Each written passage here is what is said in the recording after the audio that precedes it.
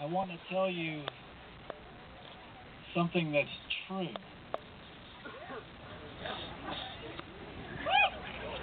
And here it is. If you do not show up and raise your voices, the LRA will murder, abduct, kill, and displace as many people as they want. And the reason is because the grown-ups in these government buildings around you will just let them. How do I know that? I want to tell you a story about me being a grown-up in one of these government buildings. I used to be a lawyer with the U.S. Department of Justice right down the street. And in 1994, 18 years ago, I would go about my day enforcing civil rights laws here in the United States. I'd go for a nice jog here out on the mall. But in 1994, there was something else going on, and it was a horrific genocide in a little forgotten part of Africa called Rwanda.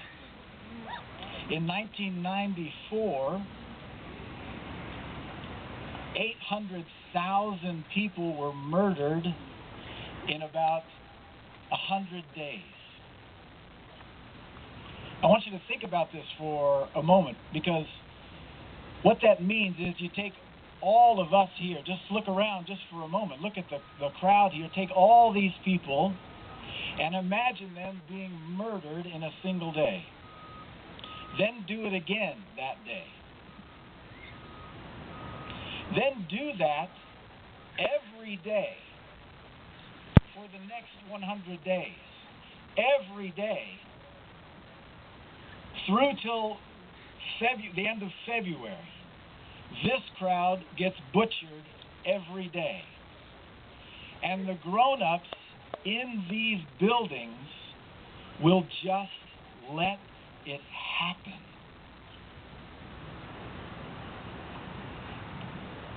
I was sent over in the fall of 1994 to be the director of the UN's genocide investigation.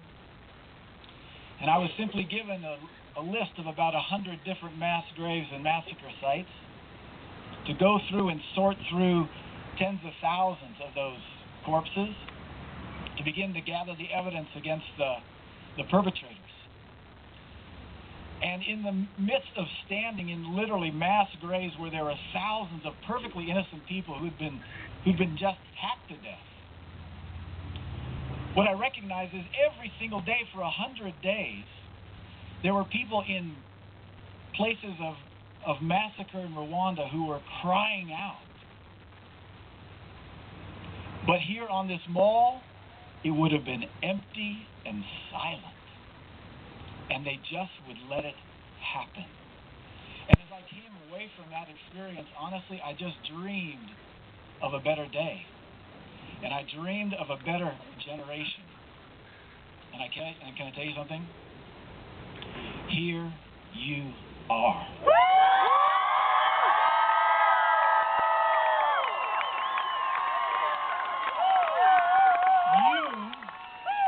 You are the better day. You are the better generation.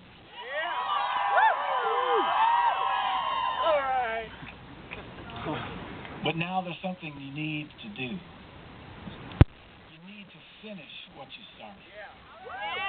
Right, this is what the grown-ups will tell us, right? The grown-ups will say, if you start something, you should finish. You shouldn't be a quitter. If you've committed to something, you should finish it. The problem is, this is what the grown-ups say. This is not what the grown-ups do. And so you have got to be better. You have got to do better. And you need to help the grown-ups in these buildings be better. Because they want to be better. Because if you do not, They will just let the killing happen. Now, why is that? Why would perfectly good people in these buildings just let the terror continue in these LRA-affected regions? I think there's just three reasons for that. The first one simply is this. It's too far away.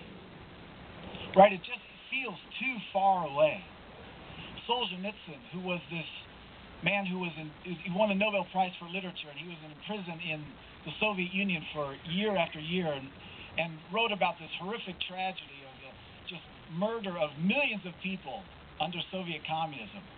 And he made the point that there's two different standards by which we measure all events in the world. Two standards. And it's simple. Whether or not that event is far or whether it is near. If it's near and close at hand, it's a tragedy, and it's terrible, and it's horrible, right? But if it is far away, it becomes what he called a tolerable disaster of bearable proportions. And that is what has happened with the struggle against the atrocities of the LRA. It's become something that's just, it's a tolerable disaster of bearable proportions simply because it's too far away. But you believe something different.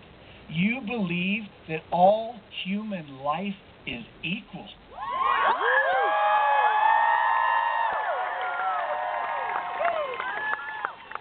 You believe that they actually matter, those who today are running in terror and fear from violence. That it doesn't matter whether they are near or whether they are far. In the sight of God and in the sight of all that is true, they deserve compassion and they deserve a defender. And you will be the ones who do that.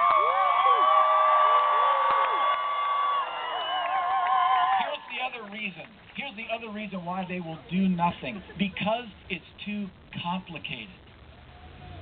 Complexity gives grown-ups a reason to do nothing. Instead of fighting through the complexity, because things are complex, things are complicated, but instead of fighting through the complexity to get to a place of clarity so we can act, what happens is we allow the complexity to become what Martin Luther King Jr. said, the paralysis of analysis. So what we need to do is to fight through the complexity of things and make sure that we nevertheless act. Because history clarifies all the complexity. You know that 200 years ago, slavery was complicated for people.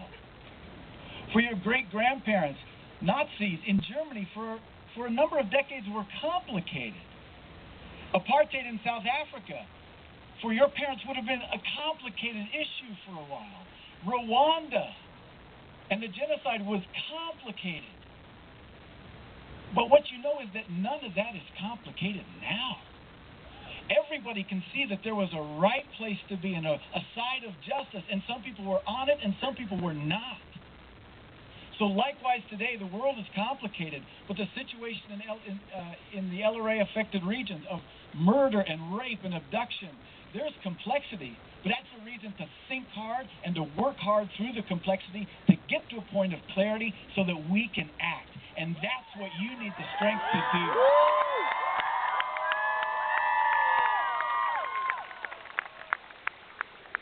Here's the third reason why the grown-ups will just let it happen. Is because it may not be popular to do something about it. It's just like junior high. It may not be popular, so let's not do it. The reason the Rwandan genocide happened, why the adults let it happen, there was a fear of the voters wouldn't think it was a popular thing to do. It's a waste of energy. It's a waste of time. It's a waste of money. A waste of money to stop mass atrocities. Can I tell you a little something about money?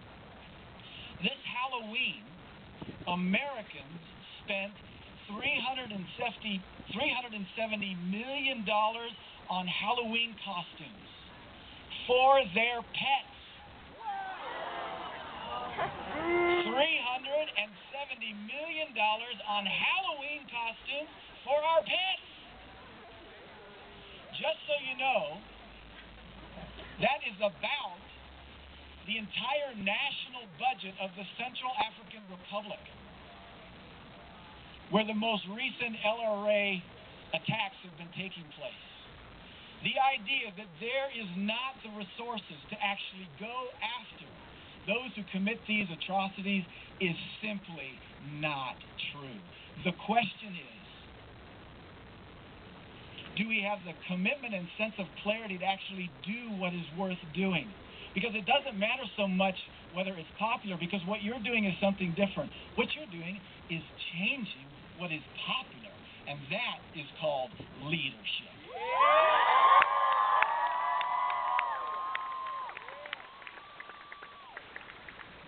You've turned the tide. You've made Coney famous.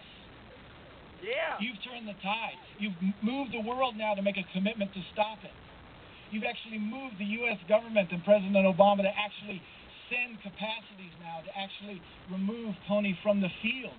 You have turned the tide, but now you gotta finish the job. Yeah. I'm so glad you're going dancing tonight. Yeah. I am so glad.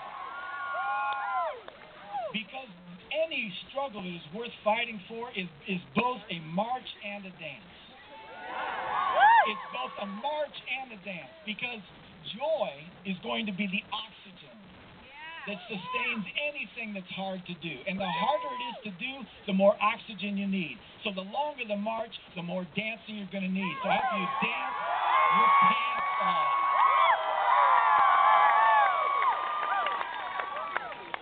But then after the dance is done, you get back to the march and finish the job. Any fight worth fighting takes a long time. My colleagues with International Justice Mission not long ago sent a man away to prison who had been enslaving scores of innocent men, women, and children in just a completely abusive, grinding life of slavery inside a rice mill. In order to send that one man to justice, it took my Indian lawyer colleagues in India 6 years to send that one man to prison.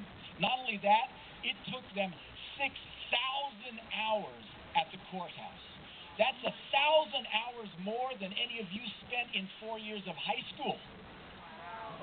And that is what it was required to make sure that this one man who is enslaving other human beings was being restrained and brought to justice. And you, likewise, need to do whatever it takes to finish the job.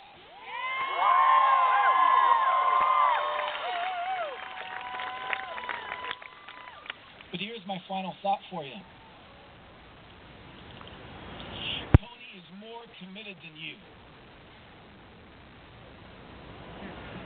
Coney is more committed to you. Think about this. What happens if he fails? If he fails, he loses his life or he goes to prison for life.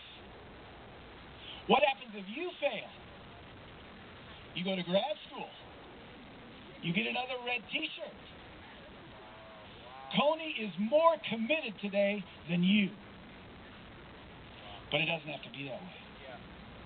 You can find in your heart such iron and steel that he can know right now, to a trembling in his heart, that you will not go away.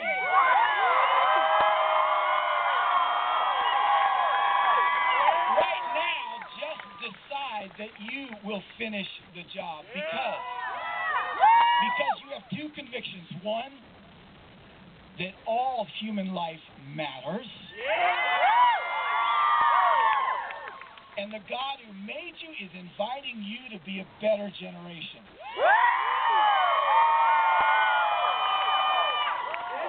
Because the God of history does take attendance. And the God of history convenes a tribunal of our grandchildren. And they just ask us, Grandma, Grandpa, where were you? Where were you when the Nazis were murdering the Jews by the millions in Europe, and the Jews were leaving the shores of Europe and trying to get into the United States, and you wouldn't let them in? Grandma, Grandpa, like, where were you? Where were you when black citizens in the South were just trying to register to vote, and they're getting the snot kicked out of them just because they wanted to vote. Like, Grandma, where were you? Like, what was that? Or what about during World War II when they were marching our Japanese American neighbors off to internment camps, and you just let that happen? Like, Grandma, Grandpa, where were you? And when they were slaughtering hundreds of thousands of Rwandans, and there was nobody on the mall, like, where were you? Likewise, when our grandkids ask us, hey, what about that Coney and about that LRA and all the abductions and the violence and the murder, like, where were you? Grandma, Grandpa, where were you? And I hope you can say, I showed up. And I showed up on time.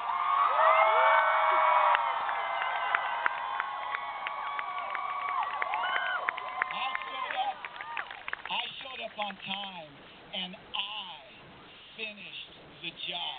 Let's do that together.